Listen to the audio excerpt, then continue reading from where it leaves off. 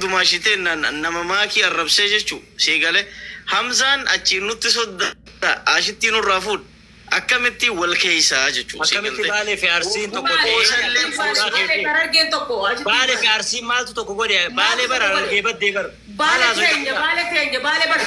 Kutaan Oromiyaa kudha tokko keessaa baalee takka bara. Baalee teenya bibi duwwaa arusirra haasa'e musee.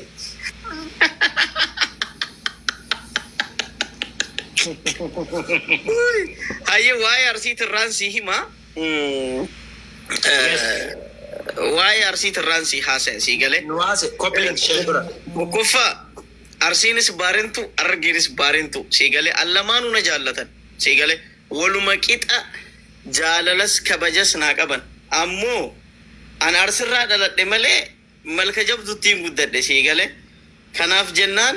Biyya itti guddadhe biyya roqaaf maxaaxisa kiyyatti nyaadhee irra fiigee kuubaa kaan bishololoo taphadhee fa'a malka jabduu keessa namni abbaa kiyya wallaale jiru sii gale so an biyyatii akkamittiin achi dhaqa sii amma ana murtii caalaa naatu hararge sii gale kaleessuma kana bookee ka'ee bar dira dhawaa gabbo'ee ana iyyaala suuq ana siitii booyi nuun jee kiyyaan solloqaan kun hay obboleesso xiqqoo walii mufeessu. Gaafa suuraa dhuftee suuraa soojii hoo maleetti obboleessa kiyya. Ati amma mee eenyu abdattee dhagee xiyaar dhiifa mana godha. Anmo. Ati amma eenyu abdatteeti ilma harargeeti wajjin geema qabatte mee ummata keessa ka shokoleettaa waliin binne ummata keessa ka nasbura waliin binne ummata keessa ka gargaarsaa walleessu. Yoo ijoolleen harargee guutuun murti guutuun ijoollee baadiyyaati sii galee ani immoo iyyaala kofoo gaasaa tajaansan gartee. Dubai waan teesseef Dubai irra qabaanee fa'aa deebina. Harargee gaafa gaadiitanii elmattan jiru gaafa sakkutee. Dubai taa'u yaala suuq nama gooti. Nama tokko qofa dhiisaaf nama tokko qofa yookaan dubbata yookaan namni tokko dubbata waan hin jooni. Amma murti guutuu osoo ma'anii du'e ati nan injifattu akkam. Yoomitti haa qabannu. Uummanni walitti ta'u kun nama taati ati feetu. Oksum billahi ani yoo ati alada dhufu kanatti yoo namni qabaate hin beeku alada itti aanutti nuun jette amboorraa eegaleetiin geema san soojii akkan qabadeetti ilaalee beeksisa. Anamma ergaa dhumaa takkaan sii galaa miti siidhaam murtii. Reef nama achitti ijoolleen sun harree gooti minaamin jedhe sii galee amma akka kan keessanitti harkaan ofii of godhurra harree godhuun irra kabaja. Sigale. Isin immoo isin namni biraa muuti godhaa gaa isin namni biraa muuti godhaa dhagee. Sigalte amma geemallee ofii ababa. Achi jala taa'e. Hararii kaatee adaamaan dhufne murtii. Okay, asirra fiduudhaan suuraa akkamitti Okay, singarsiisa. Naan deemu ture shufeera kiyya. Hoteela nageessa mana na deebisa. Jaalallee biyya sii fiduu naan jaa. Jaalallee biyya sii fiduu nama naan joo ture. Suuraan na wajji ka'uu dadari eessa bookee kaa dhuftee hoo? Bookee ka'ee adaamaa dhufe. Ani bookee ka'ee dirra dhawaa yaabbatee dirra dhawaa hoteela bulee hoteela dirra dhawaati ganama halkan ka'ee sa'aa booda dhufe. Ambaguma rabbiin garuu ganda keessan nan godhin gada bootana maaliifin siin jee ni beeyta wayiifin siin jee amma haasaa biraa ittuma dhiis murtii waan fedhe haa godhu makiinaa eessarraan geessan obboleessa kiyya tashilingii fi nusa waliin guuraa turtan san gaafii takkitti tan Oromoo deebisi. Makiinaan Ibroo ajajamtee bara asirraa ergu jirra har'aan kafalee. Makiinaa biyya alaatti ergitanii biyya keessatti hin bittanii. Maal goona bitta biyya alaatti irraa dhuftu bareedu taslaa bitaa jirra biroo. Hin sobiin gaa rabbi sodaadhu rabbu. Amma harkuuf deemtaami. Wai bannaatis. Okay, anaaf ati geema yoom taphanna please. Gaafa ati feete siif qophii sin feesisu. Okay. An ummata dhiisiis rabbii nusi keessadhu. Moomanti godha alada kana eenyutu geema qaba alada. Alada eenyu geema qaba geema qofa naa hima. Geema guddaa eenyu qaba. Ani alada kanatti hin yaade hojii taphachuu barbaada. Wallahi uksum billahi. Nam tokko qabaddu. Intalli biraa naafsi galgala alada kanatti qaba taphannu. Hin dandeenya. Harargee hojii taphachuu deemta. Ati bicaa Oromoo tokko wajjin taphatta kutaan kudha tokko eenyu si beekasi. Brother isin akka Oromoo arsii malee namni Oromoo biraa kan jirre akka isin yaaddan namni hundi ni beeka. No. Shuf. An Oromoo ta'eetiin si hojii taphadha. takkaji lammata arsiin harargeen maal hunduu na wajji jiran Ani harargee ta'eetiin namni taphadhaa lama dhaggeeffadhu. sobee Ani harargee ta'eetiin taphadha. Wallahi uksum billaahi. Oromoo jechuun harargee jechuudha. Itoophiyaa jechuun akkuma Oromiyaa taatetti Oromoo jechuun harargee jechuudha. Lafee dugdaa jechuun namni waa harkaa qabu, namni waa sochoosu, namni yoo dhuboo makiinaa foordi kana giifti jee namaa kan warri arsii motora Oromooti dhiis. Motorri waan keessa hin jirre ona motora keessa fuunan Oromoon hundisi. Ajaatamsaa iddoo jee qabsoon Oromoon godhuu qabu dubartii Oromoodhaa dhiiraa basharraa hambisuudha. Dhugaadha sun qabsoo keessa ni beeyna. Egaa silaa nutti makaan banneemi silaa osoo arsiin jiraachuu baatte Oromoon hin barakattu. Miliyoona 60 keessaa 45 nu hibar. Adeeroo promoshina malee mee isini namni jimaa qabu dubartii akkasiin godha jaartii teessan fidame. Maal intalli teenya si biraan kunne yoo? Intala teessan naattuu bara harargeen fuudhuu qaba ilmaan kiyyaa achiin geessuu jeetiin hiikee No. Akkuma ta viidiyoo irratti argineessan wanni teetti kana fakkaate intalli si jaartii intala harargeetiin isii anillee akkuma intalli si raffistee kutte sanittiin geema keessa osoo namni shan si laalu bilbil si gochuu deema. intalli harargee taa ilma harargeetti heerumtee fuulli maadiyaatii baasee hin jiru. Ganda keessan gisee heerumte garuu maallaqiin hin jiru, fiidamni hin jiru, shakkiin obboleessa irraa shakka, ilma adeeraa irraa shakka, fuulli maadiyaatii. Dhageessee dhageessiifin hima. Namarree irraa shakkan akkamitti obboleessa jaartii obboleessatti amanan.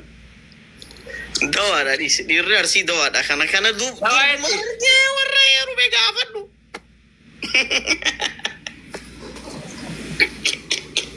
Ameerikaa keessatti Oromoon harargeedhaa masgiida arsii jaartii barbaro. Arsii jettanii jiinadha. No. Ana Oromoo fi murti guutoon harargeedha jedhee murti guutoon harargeeyyuu miti. An harargee jeetiin taphadha geema san. Ati arsiidha kiyaan. An Oromoo. Sijammar maqaan kee arginu maqaa guraageetiin asii hima obboleessa kiyya. Oromoo keessa an arsii. Oolu gusta kamuutu naa qabadhaa dhaggeeffadha. Abu torba lakkaaddo yaa. No abu torba isaa mitiyu. Amaarri tokko gisee arsii dhaqee ganda guutuu amaareessa. Oromoon alaatti tokko gisee gondar dhaqee ganda guutuu oromeessa obboleessa kiyya kana ifa gaafatu. Gandummaa dhiisaa qabsaa. No, it is not gandummaa. An yoo arsiin taan Oromoo ta'uu hin danda'u. Isin bar gamdummaa jettanii titi amma arsii fi harargee waliin nagaa jirtanii amma. No. Namni akkas naafi murtii guutoo qofaatu waliin taphataa naatu murtii garafee sharafa hin qabne ofi kennee harargeen na jaalatti jinni. Harargee murti guutoo nama jamu beektu hin jirtu. Araddaa murti guutoo beekna malee maqaan keessirriin maal? Maqaan keessirriin. Ati maqaa keessirriin himtu qoyi eenyu kiyyaa solloqa. Maqaan keessirriin eenyu? Junaidi Ibrahimimi. Dhaggeeffannaa siima maqaa haafaan gaafateeni nama yaamani. Mattaawaqaan siima. Maqaan isaa murtee. Mattaawaqaan siima murtee miti. Kuni murteedha malee murtee ta'uu hin danda'u. Murtii.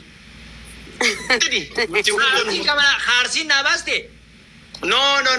Maqama keessirrii ati paaspoortii keetirraa murti guutoo jee as qabii an amma uffata guutuu baafadhee dhaabannaa. Wanni ana dhibee uummata arsii. Dhaggeeffadha. Mattaawaqaa kiyyaa sii fida. Akka murtee guutuu meeshaan qabdan immoo meeshaa murtee guutuu sanirraa dubbataa maa ooltan hin qabdan na fakkaatisi. No. Meeshaa isaatirraa barri irraa dubbataa hin jirru.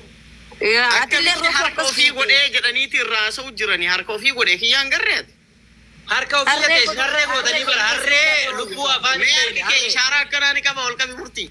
Isin bar harree saltoota sheeytonni keessanillee ni harree salaa.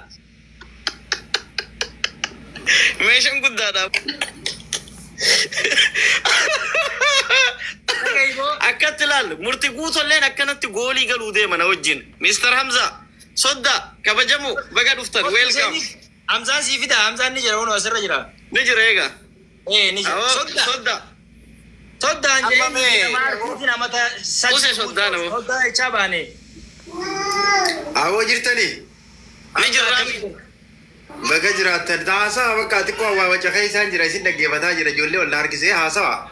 Karaa itti gortu dhabdee misoota Hamza anas na jaalatta Kiyaaris ni jaalatta. Eessa si jaalata sin jaalatu. Eenyu Hamza yoo nan jaalanne asirraan gabbu'a. Kiyaar Bashir.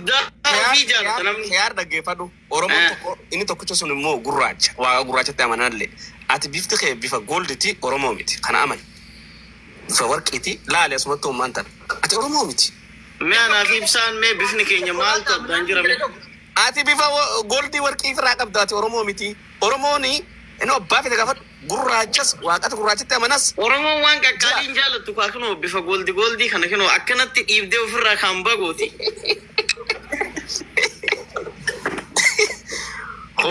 Kun Oromoo Wallahi muti guutuu. bifa Ati goldii kun injifatamte ibsa. Ibsa. Ati makaadha makaa wayiti makaa ummata Yahudaatii fi ummata Oromoo kana qabda. Shoof ibsa mucaa kana ibiddatti hin oofin naatu geemii si kenna atillee ana bira dhaabattaa niin beeka.